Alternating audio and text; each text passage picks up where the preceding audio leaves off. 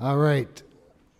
We are now ready for the next panel of witnesses. I will introduce all of you first, and then we'll call on you one at a time for your prepared testimony. First, we're very honored to be joined by Chairman Russell McDonald, the Spirit Lake Tribe of North Dakota. Mr. Chairman, welcome. Thank you for being here. He's accompanied by Melissa Merrick Brady, the Interim Director of Spirit Lake Social Services. My understanding is Ms. Merrick will not be providing testimony, but is available for questions. Is that accurate? Very good. Thank you. Molly McDonald of Devils Lake, North Dakota. Molly is a member of and former tribal judge for Spirit Lake. Judge McDonald, thank you for being here. And Anita Fine, Managing Director of Indian Child Welfare Program at the Casey Family Programs in Seattle, Washington. Thank you for making the trip out here. All of the witnesses are again reminded their complete written testimony will appear in the hearing record. We've all received it, and I assume we've all read it, and you have 5 minutes to summarize it. With that, Mr. Chairman, you may begin the testimony. Thank you for being here. Mr. Chairman, I just also like to reserve the opportunity for Ms. Brady to, if there's any detailed information that we need, I may have to go to her for those questions. Thank you, sir. I would like to begin by thanking Chairman Don Young, ranking member, and distinguished members of the committee for the opportunity to let you know about progress being made to strengthen the child welfare system on the Spirit Lake Indian Reservation. Our children are our top priority, and we appreciate your support in making sure they have access to the same services, programs, and opportunities to succeed as any other American child. We have submitted a longer testimony for the record, but we would like to use this opportunity to give background on who we are and where we are and ask for help with our top priorities. My name is Leander Russ McDonald, Chairman of the Spirit Lake Tribe located in northeastern North Dakota. The Spirit Lake Reservation was established by the Treaty of 1867 and currently consists of more than 250,000 acres of land. Our treaty guarantees that the federal government will provide for the education, health, and welfare of the Spirit Lake Nation. All these areas have been historically underfunded, resulting in a lack of capacity, inadequate services, and gaps in the system. In October 2012, we retroceded the Child Protection Services program back to the Bureau of Indian Affairs, but nothing has changed and the problems still remain. We have experienced tragic child losses as a result of these failings of the trust responsibilities, and we continue to struggle to meet the child protection needs of our community. Over the past 2 years, our tribe has been highlighted in the media due to child protection issues and has struggled to recruit and retain child welfare and social workers as a result. I recognize the fact that the tribe was slow to respond to scrutiny in the past. However, I have made child protection services a priority since being sworn into office as chairman in September of 2013. First and foremost, we need social workers and behavioral health providers through the Department of Health and Human Services and a commissioned core of the U.S. Public Health Service. Short term, this would stabilize our system and address immediate need. Long term, this would give us the necessary time to develop a strategy to recruit and retain the necessary professionals. Currently, we have only 9 licensed foster care homes on a reservation and a 31 child caseload for Spirit Lake Social Services and an additional 11 children ready to transfer from Child Protection Services. The Child Welfare League of America recommends 12 cases per social worker. At this conservative estimate of 42 children, our current need for social workers, case managers is 3.5 full-time equivalents. We are currently funded for 2, and both of these positions have not been filled. Having full-time social workers in Spirit Lake Social Services is our first priority. Our next major priority to deter child abuse and ensure a safe community is a trained and adequately staffed law enforcement department. The ratio for our area is 2.8 law enforcement officers per 1,000 people. We have approximately 5,000 residing on our reservation. We should be staffed at 14 officers, but we only have 8 officers assigned to our area, with only 2 on every shift. We need more adequately trained law enforcement personnel because the presence of a police force has been shown to deter crime. Last, we would like to provide an update on the status of our efforts to implement recommendations from our court assessment. The tribe has secured immediate funding from the Office of Tribal Justice to hire a juvenile court presenting attorney, a guardian ad litem for minor children, and a juvenile court public defender to represent families and juveniles in court proceedings. Also, a review and update of the Spirit Lake Law and Order Code is necessary to not only ensure child protection, but also the prosecution of those involved in substance abuse.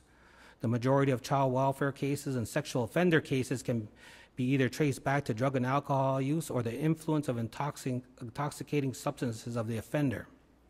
In Dakota, children are called wakahis, which translate to sacred being. They are considered sacred as they are recognized as newly coming from their Creator. This perspective guides us as individuals, tribal leaders, and elected officials to do everything within our power to develop legislation that fosters their protection and welfare. All of our requests would allow the tribe to implement our plans for improvement of the child welfare and justice systems and effectively protect the children from harm. Thank you again for holding this hearing and granting me the opportunity to advocate for the children of the Spirit Lake Indian Reservation. I hope this represents an effort by Congress to understand the current position of the tribe and support the furtherance of our progress to heal a broken system. I am calling on Congress to be accountable for concrete solutions to our problems. We are not the same reservation that we were in 2012. We have a plan. Now we need the means to make it happen. I look forward to answering any questions that you might have. Matakiwasa, all my relatives, Padama. Thank you, Mr. Chairman. Judge McDonald, you are recognized for 5 minutes.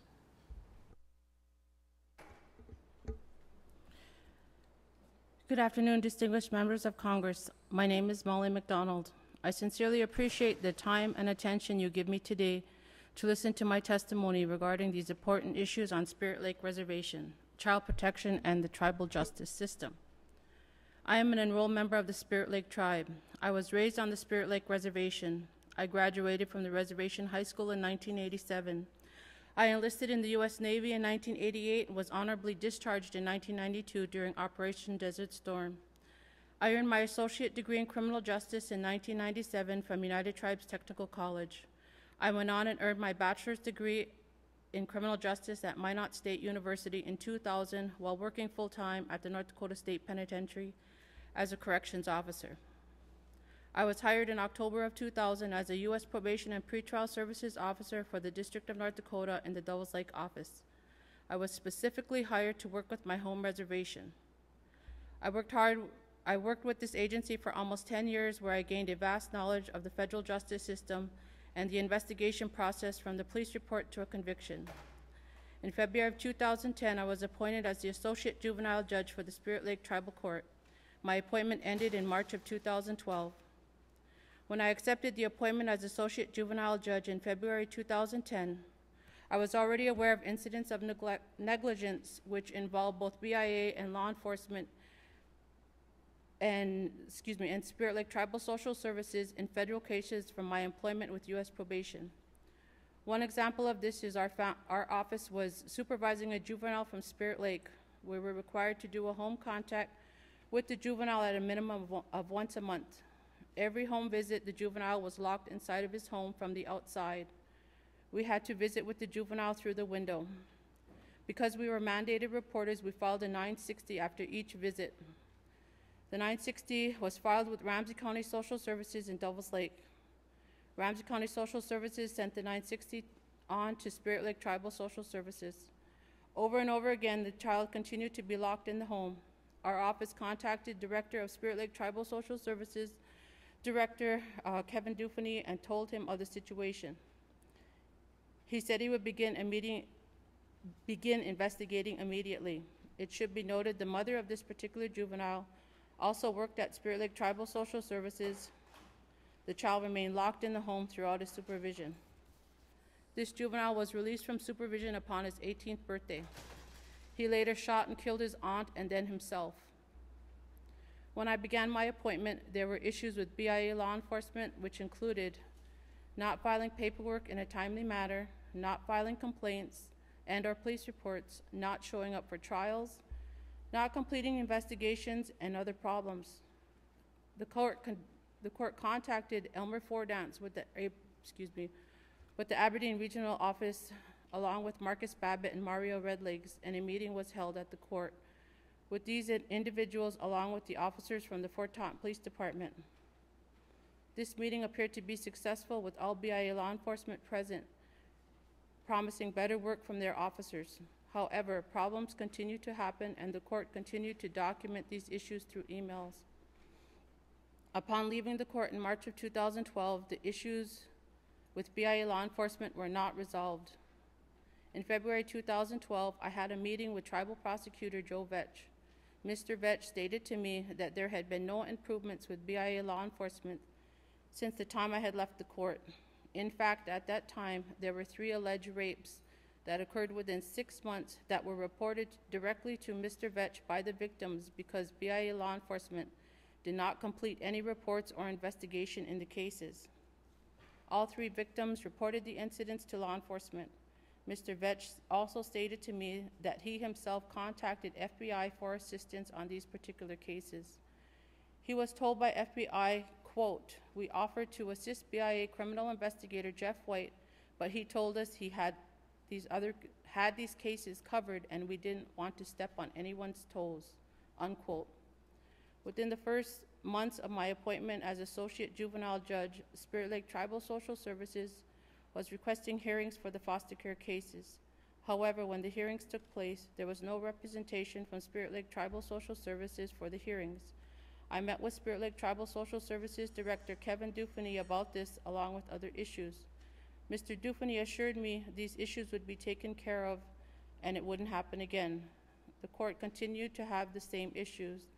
It got to the point where I began dismissing the cases and Spirit Lake Tribal Social Services had to refile all the cases. On several occasions, families were coming to the court stating Spirit Lake Tribal Social Services removed their children from their homes and they wanted to know when the hearings were taking place so they could attend and work to get their children back. The court had no documentation of the children being removed from the home. In some cases, the children were out of the home for a year without any documentation.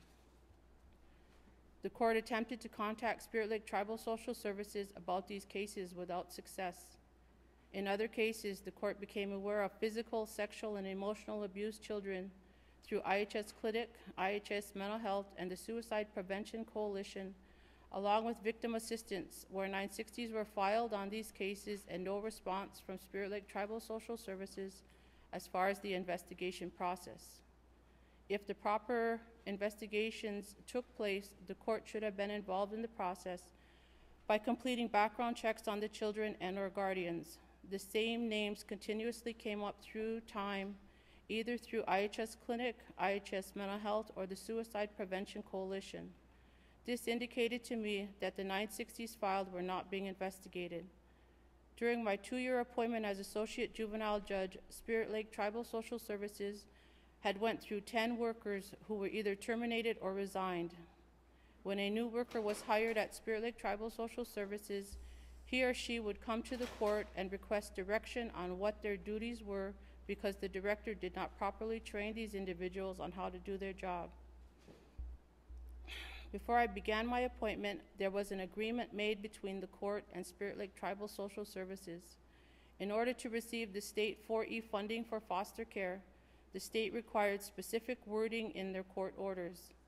The court paid for an employee of Spirit Lake Tribal Social Services to get the training for the wording in the court orders, and Spirit Lake Tribal Social Services would complete their own orders. After I began at the court, I noticed several delays in the orders being completed by Spirit Lake Tribal Social Services. Even on crucial cases, the court would not receive an order for signature until approximately a month after a hearing. There were also many cases that didn't have court orders completed despite requests from the court. In 2011-2012, when audits were taking place by BIA and the state on Spirit Lake Tribal Social Services, it is suspected some of the Spirit Lake Tribal Social Services orders were fraudulent. Spirit Lake Tribal Social Services taking a signature page from an order that I signed and manipulating it into another order to get into compliance. Judge McDonald, I'm going to cut you off at this point because we've allowed you to go over quite some time, but there'll be plenty of opportunity in the Q&A for you to finish your thoughts, I assure you. And we do have your entire written testimony submitted as well, so thank you for your testimony. And thank you for your service to our country. Ms. Fine-Day, you're recognized. Thank you. Good afternoon, Chairman Young. Thank you for inviting me to join you today and the members of the subcommittee. I am Anita Fine-Day, Managing Director of the Indian Child Welfare Program at Casey Family Programs, the nation's largest operating foundation focused on safely reducing and ultimately preventing the need for foster care by building communities of hope.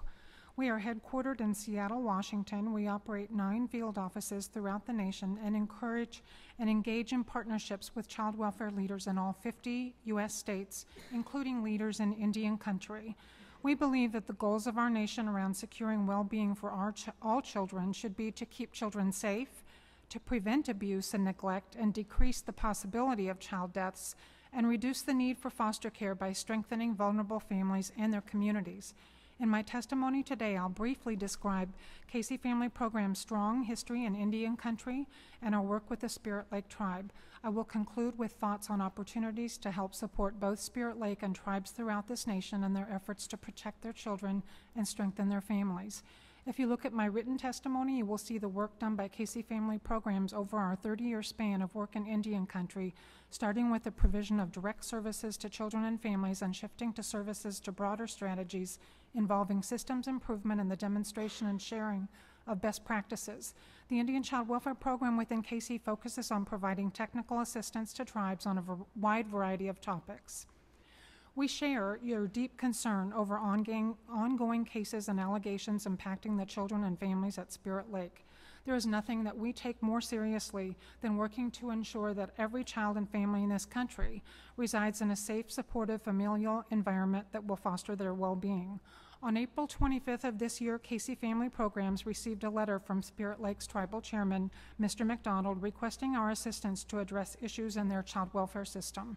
Since that time, Casey has worked with the tribe to gather information, create an action plan, and initiate collaboration between the tribe, the state, and federal entities.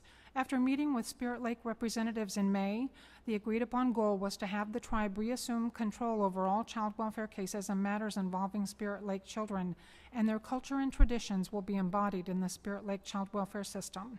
To address child safety concerns at Spirit Lake, we are supporting and participating in a range of activities, including consulting with the state of North Dakota to explore options for their support in reducing the current backlog of investigations and background checks, arranging trainings for local BIA workers on intake and safety assessment, as well as culturally relevant practice models and safety tools, convening a leadership meeting in 2 weeks for principal decision makers from the tribe, BIA, ACF, and North Dakota to review plans for the improvement of child welfare at Spirit Lake with a goal of a shared vision for the work. Since one meeting will not resolve all the issues, additional sessions will occur over the next several months. Casey Family Programs believes a new model is needed to serve all families and children in Indian country. Since long-term foster care does not promote child well-being, the new model should include efforts to provide culturally appropriate services that allow the child to remain safely with their family, necessary infrastructure to support a robust child protective services system, including access to professional staff and resources, and a continuum of community child welfare services nearby. In my written testimony, I have provided more details on the need and vision for this model. Change to this new model will require oversight and targeted resources. Federal oversight and accountability is needed. There currently is no federal agency responsible for the oversight of the Indian Child Welfare Act of 1978, creating challenges in implementation. Allow federal resources to support best practice on safety and child well-being. Casey has brought the financial resources to Spirit Lake and other tribes to try and fill the gaps and leverage current funding, but tribes continue to struggle. The majority of tribes who receive child welfare funding from Title IV-E do so through agreements with states, and effectiveness ranges widely. At the same time, it is important to highlight that these federal Title IV-E resources only fund foster care once a child is removed from their family and home. It does not fund prevention services. Tribes and states need a new model for financing child welfare that protects the child's safety and serves families. It's time to shift federal resources to services and supports that are known to promote child well-being.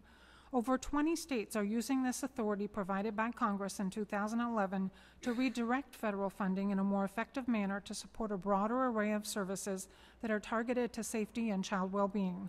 Further discussion is needed on how every state and every tribe can make such strategic investments in better practice. However, being honest, this issue is more than just Spirit Lake or even Indian country. Congress realized this when it created the Commission to Eliminate Child Abuse and Neglect Fatalities. We would encourage this subcommittee to explore how to engage with this commission to be sure that the issues within Spirit Lake and Indian Country are an important consideration in their work. Thank you again for the opportunity to testify, and I'd be happy to answer any questions. With that, the chair recognizes the chair for 5 minutes. I thank the witnesses. Judge and the chief, if you had a wand to solve this problem, what would you need, chief? Well, I think, Mr. Chairman, I think that was included in my testimony is that, first of all, we just need frontline workers right now. We've been trying to fill these positions for over a year since I've been in office, coming in September, and we've had a difficult time as a result of that. As a result of that, the workers that we do have are overworked because they've been taking on these duties because those personnel aren't there. Okay, but now is it lack of money or lack of personnel? It's lack of personnel. Now, there's no tribal members that can do this, or have you looked outside the tribal members to do it too? It's open. It's been open, sir. And there's not any people. What's it pay? The majority of them are right around $20 an hour, $40,000 a year. Social workers, on the other hand, though, especially masters in social work, if you look at the federal rates, they're right around $50,000 for masters in social work that's licensed. What I'm looking for is a solution. If you need two, ma'am, if you want to comment, you've got two and you don't have filled that yet. You need 3.5, right? Yes. So how do we get there? Do we? Well, I think we go to Thailand and get a couple people, or what do we do? Well, sir, I think what we proposed here in regard to the Department of Health and Human Services and the Commission Corps would allow us for some emergency workers that could staff us up until we can get to that point and recruit those professionals. Okay, I'm trying to help you here. You're on the right track, and I compliment you on this. If that's the problem, let's figure out how we can be of help so you can get that 3.5, or I don't know how you're going to get half or 4. Because again, it goes back to the children. So, Judge, what do you think? I mean, your testimony is interesting. The lack of activity from the BIA agents themselves, the police force, is that correct?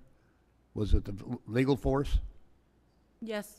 Now, are they local or are they outsiders? The police officers? Yeah. The police officers, I believe a majority of them are from Spirit Lake. Well, that's one of the problems then, because it's hard to arrest your uncle and your aunt and your brother and your sister, your father and your mother. Yes. So how do we eliminate that?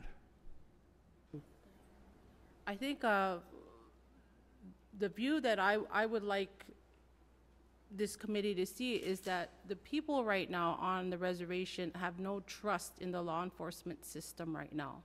There's absolutely no trust because of prior practices that have been happening even before my appointment. This has been going on for years. So again, I understand that. Like I say, And I'm Athabascan of heritage, if you want to say my wife now. But I'm saying, we had to end up eventually. Actually, we had a great police chief because he was 6'6" and nobody gave him any bad problems.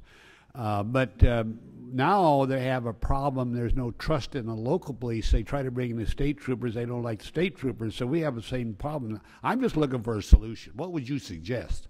My recommendation, and I've talked to the chairman about this as well, is accountability. There's no accountability in law enforcement as far as our officers on our reservation. We are aware of what they're doing. We're aware of the practices that are going on, and nobody's holding these people accountable. Nobody's holding these officers accountable for their job. They are sworn officers to protect our people, and they are not doing it. Now, Chief, do you hire these people? No. Well, who hires them? These are federal BIA. Bureau of Indian Affairs officers. Why don't we fire them? We didn't ask the BIA that There's either. no as far as I know, none of these officers have ever been reprimanded for their duties or lack of doing their duties. Well, I'm the chairman. I'm going to ask the chairman. I think we ought to fire the whole bunch. Move them out. Get somebody else. If they're not doing their job, what are they getting paid for? Maybe reinstate some faith within the community. I agree. I'm going to ask both of you, and this is his district, but you work with your congressman, and let's see if we can't solve this problem. I don't want to have a, like I say, I get very irritated when it comes to kids. And I'm not putting a burden on you, Chief, because you're relatively new and you've been there. But we can solve this. You know, get somebody in there that can, anybody that starts abusing kids, you got any big deep holes out there that we can put him in like Joseph had to go into and leave him there a while? We might look for that solution too, you know. We'll bring him out after a while and find out what's going on, you know. But I want to help, Chief. Go ahead, and then I got to go. Mr. Chairman, the other piece of that too is in regard to the lack of staff, lack of police officers. I've seen it. I'm not disagreeing with any Molly's statements. You better not. She's your sister. I Go know ahead. it. But on the other side is that because BIA is ultimately responsible for the law enforcement of our reservation. But I think piece of that is that part of it is that because of the underfunding and the personnel, it only recently came up to 2 police officers. It was only 1 police officer up to about 3 months ago, and so we had 1 person on per shift, and they didn't have a whole lot of time off, because of the lack of personnel there. So I think there's some other piece in regard to possible burnout that could be affecting their functionality, I guess, within their positions. So I just asked that to be a consideration in regard to this, in regard to the comments that have been made, because I think if we were staffed up to the 14 officers that we do need that I stated, then I think we'd be in a better position to patrol and keep our land safe. Last thing, Mr. Chairman, Chief, what's your main supply of dollars? Is it government aid, or what is it? Is it where's the money come from for the reservation?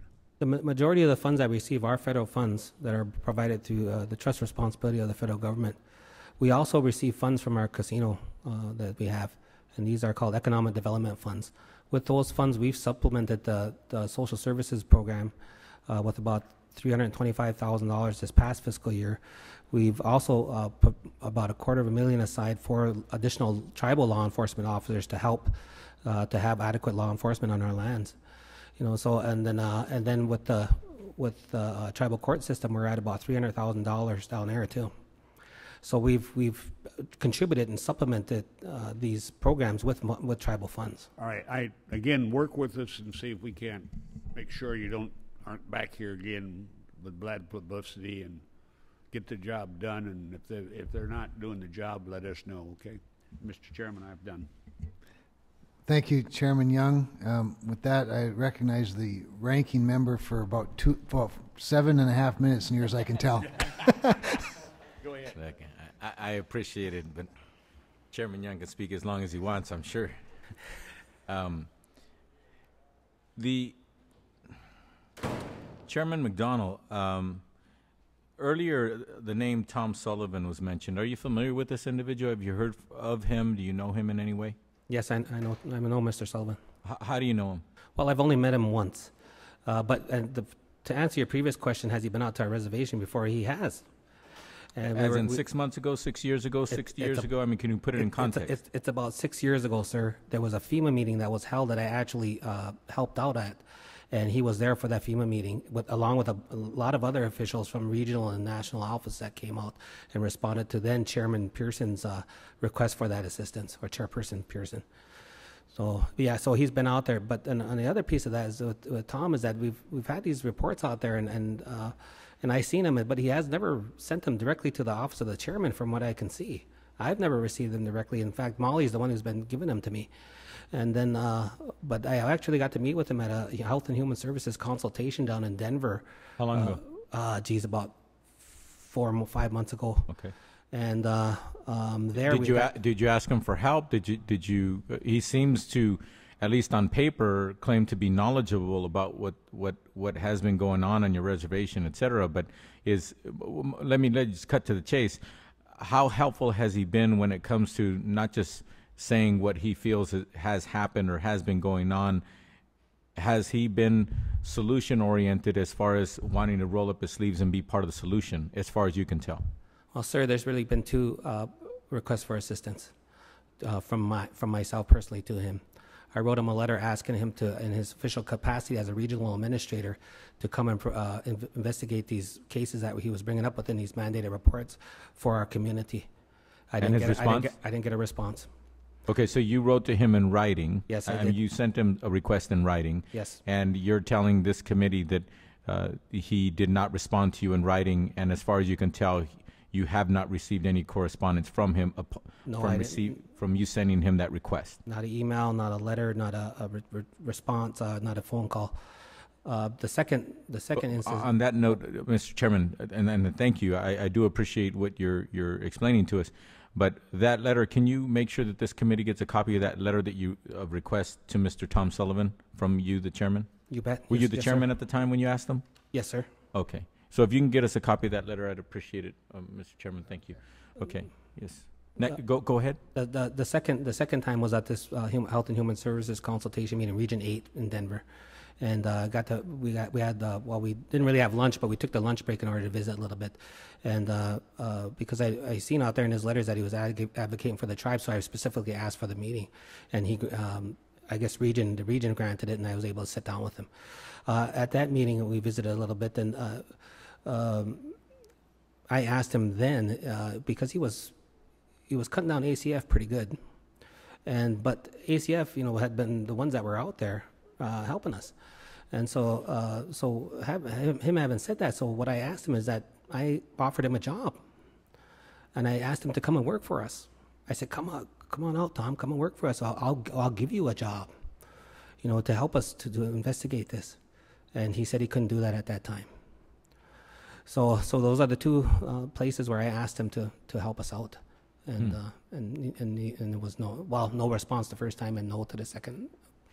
So basically, you did make an effort as the chairman on behalf of your tribe to involve this person, Tom Sullivan. So what I gather from you is you didn't take offense to what he said. You trusted that he was being honest and just forthright about what he knew, and therefore you wanted his assistance to try to solve these issues?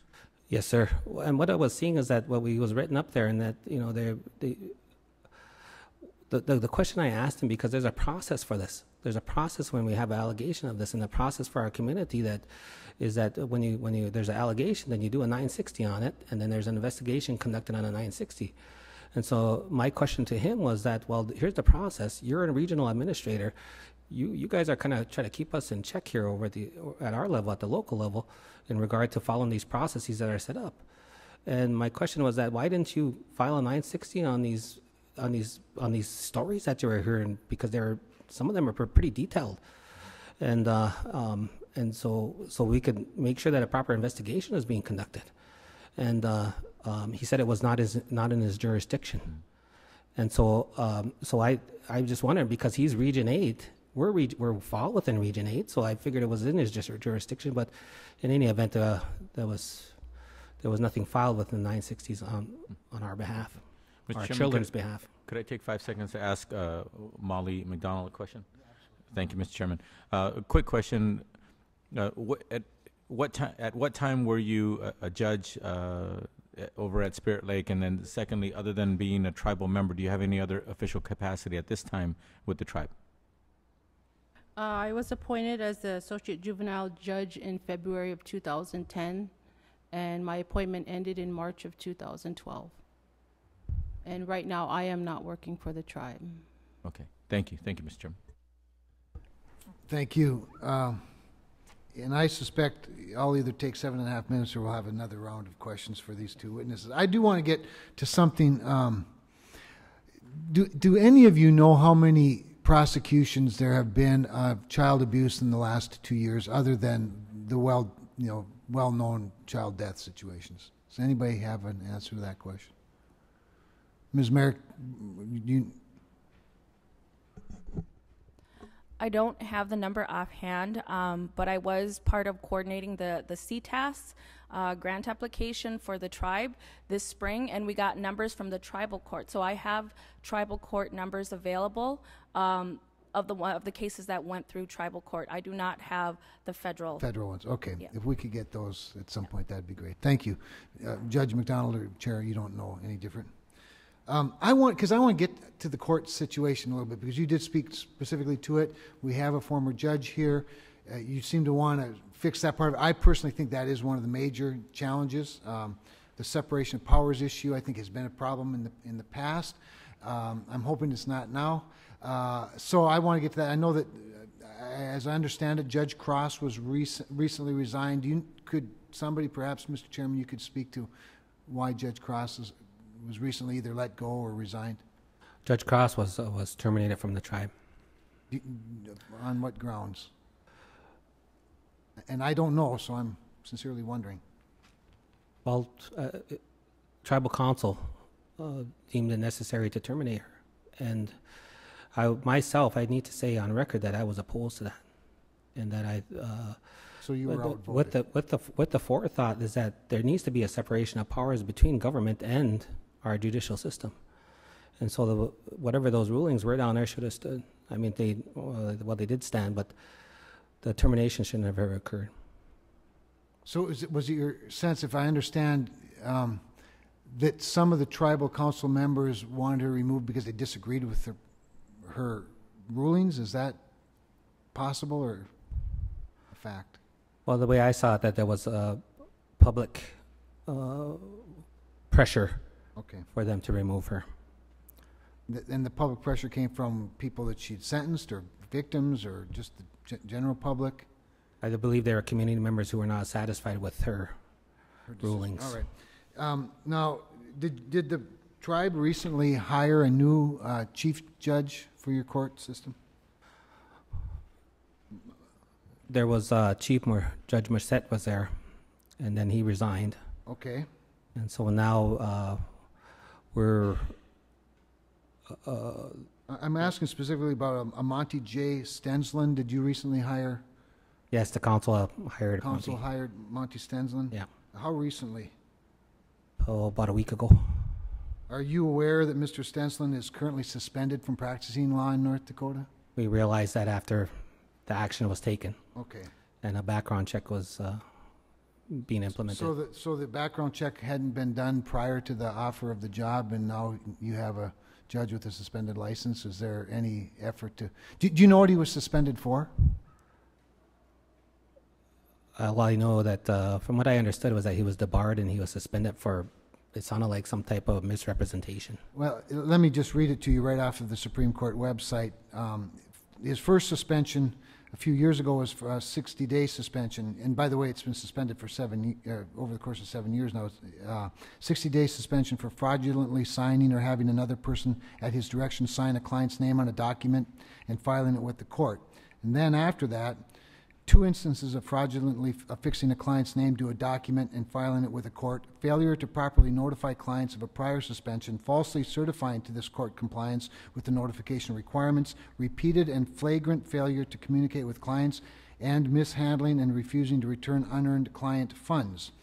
The Supreme Court stated that his behavior, quote, suggests a pattern of dishonesty to the courts and flagrant disregard of his client's welfare. I would submit to you, probably not going to be great public relations when this comes out, and it's your court. I also want to follow up on something you said, Mr. Chairman, toward the end of your prepared remarks. You said I don't remember if you used the word charge Congress for solutions or challenge Congress for solutions, and I would agree. I hope that we can work together on some solutions. But I also want to remind you that if sovereignty is, in fact, what we're talking about and self-reliance is the goal, that the best solutions are going to come from you in consultation with your friends at the Casey Foundation and others that want to partner with you. I'm wondering, how many victims does your Victims Advocate Program handle in 1 month? And probably Ms. Merrick Brady is best able to answer. Could you give me a rough idea of how many victims you deal with in a month And maybe that's an unfair way to put it, but if you could sort of help me with a general number, a caseload. Can you repeat the question? I Sure. had somebody How many whispering. victims does your Victims Advocate program handle in a month? I didn't bring my victim assistance numbers with me, and I am currently overseeing both programs. I want to say I can give you some of last year's numbers, just Sure. because we and Just it is general. for the year. Last year we had, I believe, around 100, and this is from memory, a rough estimate, around 168 total domestic violence, sexual assault victims that came through our program. All right. Very good. With that, my time's expired, but we're going to do another round of questions, so I'm going to yield to the ranking member for another round of questions. Thank you very much, Mr. Chairman. Ms. Feinday, your organization works to improve foster care and child welfare systems across the nation. Are child deaths a problem in and outside of Indian country, or only in Indian country? Thank you, Congressman, for that question. At the end of my testimony, I referenced a congressional commission that's been created, I think because Congress as a whole realizes that this is a problem across the country. It's not a problem just in Indian country. Mm-hmm. And when it comes to a problem that occurs in clusters, have you seen that arise outside of Indian country or only in Indian country? I think, unfortunately, it's a common occurrence across many communities. So it appears to be a human side effect, not necessarily a tribal issue. I think that's specifically correct, Congressman. Okay. Your written testimony includes themes of cultural appropriateness and tribal sovereignty. Can you please expand on those points and tell us why paying attention to these is so important with regard to Indian children? Well, I think when we're looking at culturally appropriate services, it's been our experience in child welfare that in working with tribes, that the services are most effective with tribal children when those services are culturally appropriate, and children respond more positively when it's from their own culture and their own community. Okay. So what you're saying is it affects the effectiveness of the actual provider of services, right? If they have that cultural sensitivity, or if they can learn a lot of those sensitivities quickly, they're more effective. That's correct, Congressman. Okay. And I have a question to the Chairman McDonald. What pay range is your tribe able to pay judges when they're judges for your courts? I think right now the range is from $60,000 to $85,000 a year. Mm-hmm. Are you familiar at all with what judges get paid around the corner when they're working for the state or federal judges in your state or in your region? I'm familiar with some older numbers that it looks like we're competitive. Oh, really? I think so. Oh, okay. But I'm not too sure at the state level. I'm thinking of calling more. I would be surprised if you are competitive, because in order to be a judge in most jurisdictions, you have to have a Juris Doctorate. You probably needed to have been practicing, et cetera, et cetera. For example, in California, judges are paid about $180,000 a year. And the reason why I ask it with a question, I'm not saying that judges are paid that amount in your state. I'm just saying that when you look at the minimum qualifications and the amount of years of experience before somebody gets either appointed as judge or runs to be a judge or what have you, it seems as though the requirements and the minimum standard of requirement is much different, and I would assume much higher. It appears that the judges in your court are not required to have had to pass the bar or be active, correct? I believe they're required to have a 8th grade. Yes, please shed some light on that, Molly. Pursuant to our Spirit Lake Law and Order Code, there is no requirement for the judge to be law trained. Mm-hmm. Okay. And the reason why I asked that question is because it's unfortunate that the responsibilities that the tribes take on for themselves sometimes don't come with equivalent funding opportunities, or they don't come with the opportunity to actually have equivalents thereof. And so when people outside of Indian country find out or what have you, they, in my opinion, too many Americans actually think that it's wrong. But wait a minute, it's not about being right or wrong. It's about having to deal with your responsibilities with the resources you may or may not even have to deal with them. And then many Americans take it for granted that when somebody's a judge down the road in some county somewhere, that they actually have a certain standard and assume that standard. Well, that standard is actually able to be adhered to because they've been given the resources to go ahead and hire people with those qualifications. But yet in Indian country, it seems as though many times tribes are being criticized because they don't have people of certain degree, certain formal degrees, excuse me, and people with certain, like having passed the bar, etc. Most Americans take that for granted, but what they don't realize is many tribes, many sovereign nations don't have the wherewithal to actually attract those individuals or even keep that bar at that level. So it's unfortunate. I'm not saying that one can't be a good person and do a good job. All I'm saying is that many Americans judge people or what's going on in Indian country unfairly because they don't understand that they're not, their jurisdiction and their requirements and their abilities are way, way different. So thank you very much for shedding light, Molly, and also Chairman. Thank you. May I add something? Please, feel free. Chair. I'm in agreement with all that you said, and I think a lot of the issues that we're having is that we talk a little bit about sovereignty and the inherent right of tribes as sovereign nations. It's recognized within our Constitution, and so we have the rights here as being for a nation here within his lands, and with that right and for the cessation of lands that we gave up, we were to be provided these things that are based in our treaties, that are based on contracts with the United States government. And it doesn't say within the treaties that we're going to provide these to you inadequately. It doesn't say that. It says we're going to provide these things to you. And in my opinion, and when I read this, when our forefathers, our ancestors signed on those treaties, I think that's how they understood it. Because they wanted the federal government, they were taking them at their word to provide these things to us for the cessation of millions of acres of land. And so I continue to believe that, and in regard to sovereign status, I think we're moving in the right direction. I think there was things that were not happening within our community that needed to happen, and as a result of that, based on our Constitution, changes were made by our people within our community, and they're continuing to be made. And so, but things like Molly was sharing, these things, and I think what we heard throughout the testimony here today is that these things have been going on for quite some time, and so we're responsible now. It's our watch now. It's our responsibility to do this. So I thank the committee here for allowing us to share these perspectives today. Thank you. Thank you. Could somebody on the panel tell me how many foster homes there are on the reservation? Do you know? Qualified foster homes? There are currently 9 licensed homes on the reservation.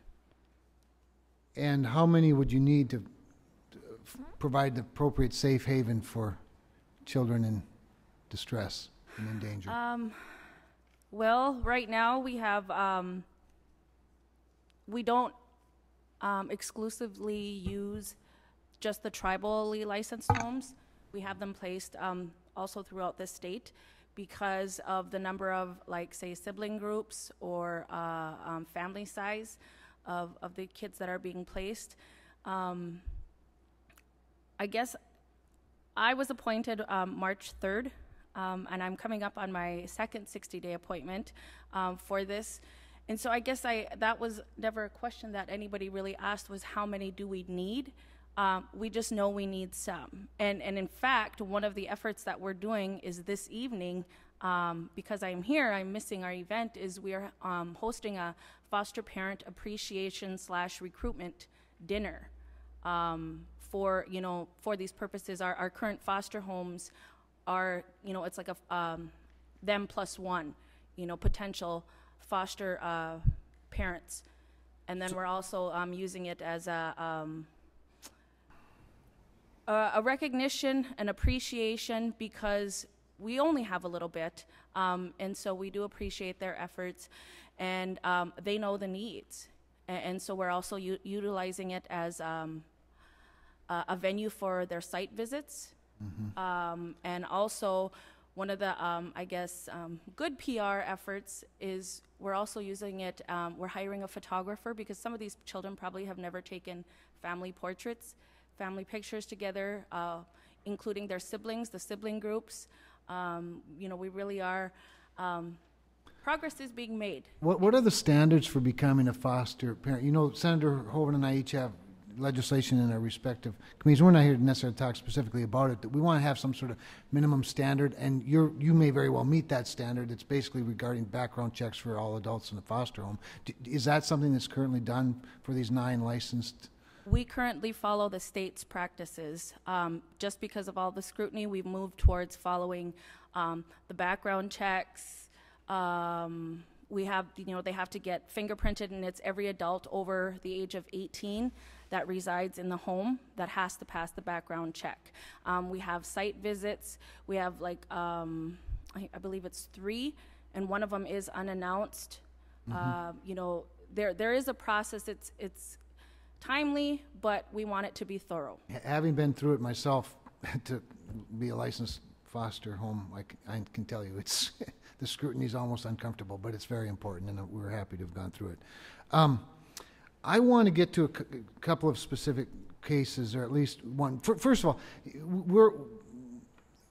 several of us, and I think you, Mr. Chairman, included, have received a list of 136 children believed to be at risk from former social service worker Betty Jo Krentz. You're familiar with that list? Yes. But the list I received, I think it was around 100. Okay, and I don't know exactly. I was sort of guessing myself, but it's somewhere around 100 or more. Do you know, have you followed up, or has somebody followed up on that report? Well, just we hired on, her name's, she's sister, but Joanne Streifel. Okay, sure. She's a retired master's social work trained IHS mental health professional. And she was residing in her community. She had great interest in this area, and so we've asked her to come out of retirement and to help us to investigate these cases. Has she found most of them, or all of them, or any number of them, and have any of them found to be at risk? Do you know? Okay, Ms. Brady. She is still currently employed and still actively pursuing and finding out how many children are safe. Within the first week, we have identified 66 of them as being safe. As you know, they're either in placement, they've aged out, they've been adopted, and that was within the first week. She's working hand in hand with our ICWA manager, Chuck, and he's also a licensed social worker. She's being greeted, I guess, and BIA is being cooperative with her. Also, the courts is being cooperative with her. Everybody is focused on the safety of identifying. Has she found any to be in an unsafe situation? There have been a couple incidents, and those were reported. She sat down with one of our staff members, and we did formally report. Were they removed then? They were it was recent, like real recent, like last week. So they've been removed from the home? Well, one of them is complicated. One of them is really complicated, so we have contacted a national office because we feel like they should be removed. We don't have, and they're not in our jurisdiction. That's the one that's complicated. That's the one where we've asked for help and I guess technical assistance on how best to have those children removed from that home. Okay. That causes some concern for me, to be honest. I don't know what level of the danger is. I hope you do, if it's too complicated to take immediate action. Are you familiar with a case where a BIA officer assaulted his wife? She came to, I don't know if it was social services or the tribe, for help. Her husband was, of course, being a tribal officer, either heard of or it was reported to him that she reported him, and resulted in an even more severe beating. Are either of you familiar with this case, or Judge McDonald? I am familiar with what you're talking about. there's two separate issues to this. Okay. One was a human resource issue, and one was an advocacy issue. I addressed it with human resources. I followed the process, and one of the first things that when Chairman McDonald was sworn in, came into office, I briefed him on the whole situation. Because of confidentiality and the VAWA provisions, I can't release any of that information publicly to some of the people who thought maybe I had done something wrong. Okay. But there was an investigation because the public didn't know all of the provisions, and there was the HR piece was a little bit more public, and that's where a lot of the things were out in the public went wrong. And so I briefed him on everything, and I did my job. Okay, so I guess now I'm a little more concerned than I was before I asked at the beginning of the question. So this officer, the wife abuser, learned of her reporting it through Through her own doing. She went and told him that she squealed on him, or is that what you're saying? I don't know if I can get. Is that? I can't help the HR. Yeah, I understand. All right. Well, we can talk about it offline. I can't. I understand. We can talk about it offline if that's what's necessary. I want to wrap this up, and I know the ranking member has some comments as well. One of the things that I think we've all admitted, and I've said it many times, there is a clumsiness.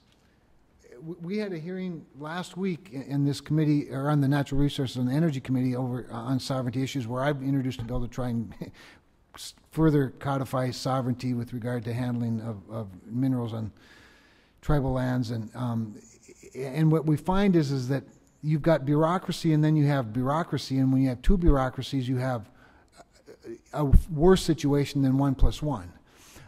It gets very clumsy. I think we're struggling with that, to say the least. That said, and I think it needs to be clear that yes, our Constitution recognizes and acknowledges the sovereignty of tribes. And Congress is the trustee. There is a trustee relationship here, that Congress is the trustee. The BIA is our agent in carrying that out. But Congress itself is the trustee. And I suspect that the reason for that is that, as maybe Chairman McDonald hasn't heard me say this, his predecessor and every other chairman in North Dakota has, that when there is an issue of danger, especially, and I agree with the chairman on this, especially with regards to children, very little else matters but the safety of that child, quite honestly. In fact, nothing else matters besides the safety of that child, because that child is my constituent like that child is your constituent. And that child's family and the community is asking for help, and as the trustee of this relationship, there's some things we can do and there's some things we can't do. And so we need, whatever we do, we need to do it in concert and do it together. So you're sure you don't have another round of questions you want to? Because I don't want to lose the moment. Well, we haven't been called to vote yet. That's why I don't want to lose the moment, because these folks have to go. But why don't do you have some? Okay, I'm gonna recognize the ranking member for a few more questions as well, just because you all took the time and expense, and you're a long ways from home and you're here, and I don't want to miss the opportunity. Okay. Thank you, Mr. Chairman. And once again, in case we run out of time, I want to say thank you to all of the panelists who came. I really do appreciate your expertise and your knowledge that you're helping to educate us, this committee of Congress. And I also want to say that of the people who've testified today, I don't get any feeling that people who came forward to be part of the testimony today are in any way hindering wanting to do the right thing or allowing others to do the right thing. So thank you very much. Now, this question is for Ms. McDonald. How does a tribe's judiciary system impact the child welfare system, and what can Congress do to improve judicial independence?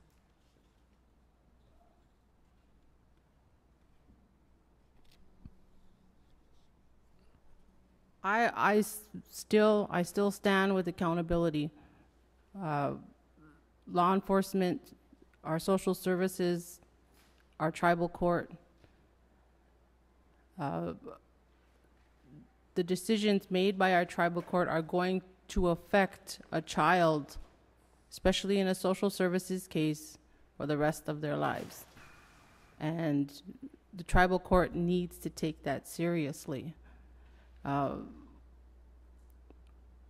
What I've been observing since I left the court, I just believe that they all need to work together, and I just don't see that happening. Instead, I'm seeing the blame game. It's the tribal court's fault. It's BIA Social Services' fault. It's the tribal social services' fault. It's the tribal council's fault. Any of what you just said to us right now, is any of that element of lack of attention in the proper ways have to do with the lack of providers or the services that are afforded the tribe? In other words, is it 100% lack of will, or is it a combination of some people not having the will, yet at the same time those who do have the will don't have the resources to address it properly? If you want the honest truth, with the chairman sitting here, I believe a lot of these things that are happening on the tribal level is because the workers, the employees of the tribe, are all afraid of getting fired. They are going to do whatever the council tells them to do. So there is that distrust now in those tribal programs from people in the community. The same at BIA law enforcement level. Thank you. On that note, Mr. Chairman, do you agree that more should be done? And if so, what are the elements that are holding the tribe back from being able to make more progress faster when it comes to making sure that the children get justice and families? Well, I'd like to refer back to the testimony provided by Ms. Jane. In regard to the result, one of the results they found within their report was that there was a lack of communication going on, and I think that's one of the main issues that we have to resolve, and to take away these silos and come together in regard to addressing this issue. And I think the thing too is to respond to Molly's comments a little bit, is that we've been doing our best to try to create a system where you don't have to be afraid of losing your job, but you can come forth and contribute to what's available out there. And I think we're moving forward on that. We have EPA assisting us in reviewing of our policies and procedures manual within the next couple of weeks, and they'll be out there to help do that. The directors have been invited to provide some input on that, and I think as that strengthens that, as that part becomes strengthened, that part will be addressed. And I think the thing is that historically we've been operating as, or tribes have kind of really controlled what was happening within their environments, and I think we have to continue to move in a positive direction, but bring forth from the expertise that we do have. And if we don't have that expertise, bring it in from the outside in order to help us to build that capacity, that we can build a stronger system in whatever area it is. Not, and for here, what we're talking about today is child protection services, and these four areas that we've been talking about today are so important that they come together. And I think we're moving in the right direction, and that's why the Casey meeting is so important here on July 7th to the 9th, in order to bring all this together and give us an actual map, a visual, but also the documentation to support that on how we're going to address this issue for our children. So I think the work's coming together. I think there's been good progress in that, and I think but that's only the piece of that. We're not there yet. I think half the work's been planning, and now we need to move forward, but we need the resources in order to do that, sir. Thank you, Mr. Chairman. And one more comment, if I may, Chairman of the committee. I think it's important for you to understand, Chairman, and please take this back to your colleagues at every level, especially from you, the Chairman. Please do not stop asking the federal government for help and resources. I know you probably feel as though you're frustrated and you don't know if anybody's listening, but one piece of advice that I've learned both as a business owner as an 18-year full-time elected official. Every time you make those requests, if it's verbally, follow it up in writing. Document every single request. Do not allow yourself to get frustrated and think that nobody's listening. Maybe almost nobody's listening, but please, please do not stop to make those requests, and make those requests in writing. And anytime you can be specific, continue to double down on that communication. I know it's not easy. I'm sure you're working your tail off. I'm sure that, there's probably not enough time in the day to address all the things you need to address. But when it comes to getting the federal government to recognize their responsibility, as you described, that your forefathers actually understood that the federal government would do, I believe that it's woefully inadequate in what's being provided, yet at the same time, please continue to document those requests. Thank you, Mr. Chairman. Thank you. I'm going to take 5 minutes myself now and follow up and wrap up. I want to go fairly quickly. One of the issues, Mr. Chairman, you raised in your testimony, especially written testimony, you elaborated a bit on, is the need for good public relations. I don't think there's any question that the public relations has been bad. The news has been bad because the situation has been bad. And so how do we get better news out there? Hopefully this is part of it. A coming together, providing some hope, a roadmap, the help of the Casey Foundation. And Judge McDonald talked about accountability. Since you've been chairman, remind me, the incident that I referred to earlier with the TV reporter that was assaulted, they were there covering a fire or something, or something else, and they saw it and they had the camera out, and we read all about it. I don't know all the facts of it, but did that happen after you became chairman? No, I'm not accusing you of doing it. I'm just wondering, I'm trying to get my sense of the timeline. And what do you think of that situation? And secondly, the reporter that I read a report, and I don't remember where it was now. I think it might have even been the same reporter. Recently was rebuked, according to this report, by you for reporting on the most recent child death, which I think was in April. Maybe just respond to that in general, and then let's talk about how we can help create accountability through transparency.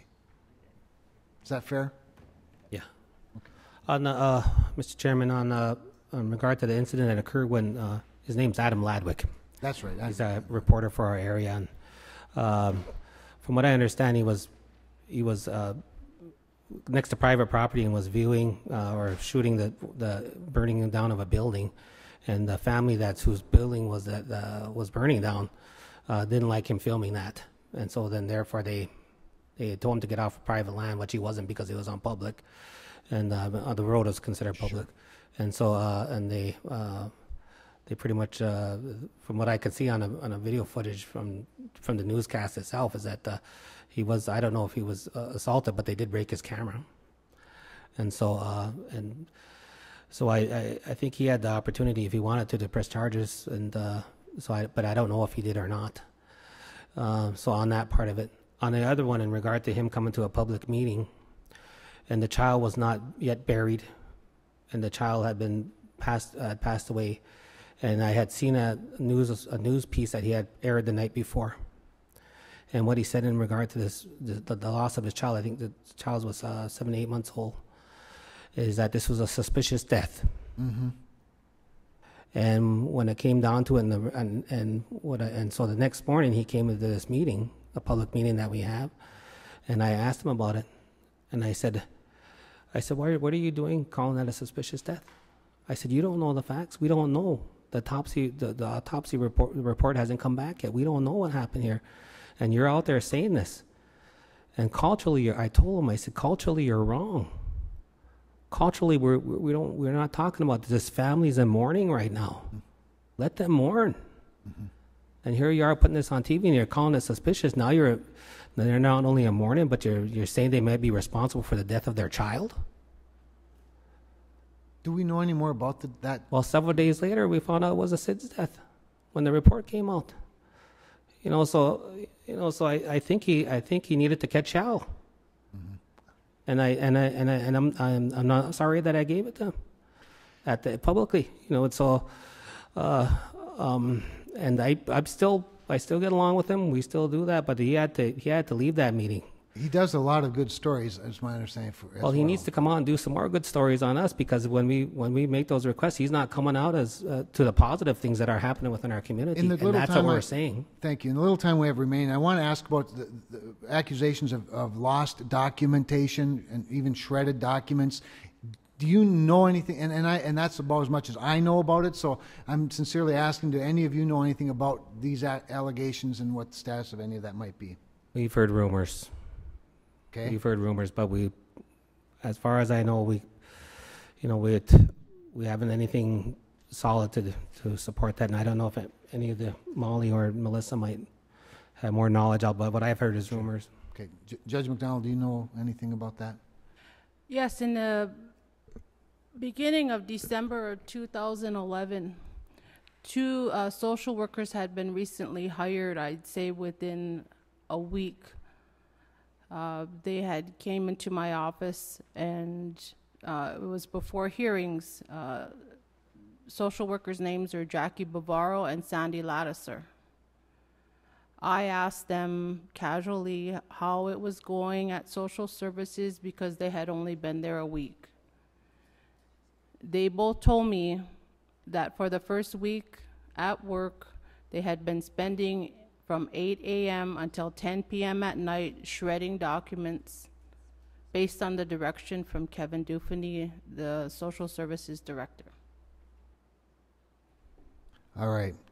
With that, my time has expired, and we really have gone a long time. We've been very lenient. As you notice, our chairman is prefers to dig in as opposed to keep a tight schedule. I appreciate that, especially in this particular circumstance. You've all been very forthcoming. I appreciate that. I very much appreciate my friend, Mr. Cardenas, who is a man with a very good heart, I can assure you. And I appreciate him very much. I appreciate all of you being here as well. And I want to thank all of the witnesses for their valuable testimony and patience this afternoon, and the members and staff as well for their participation and preparation. Members of the subcommittee may have additional questions.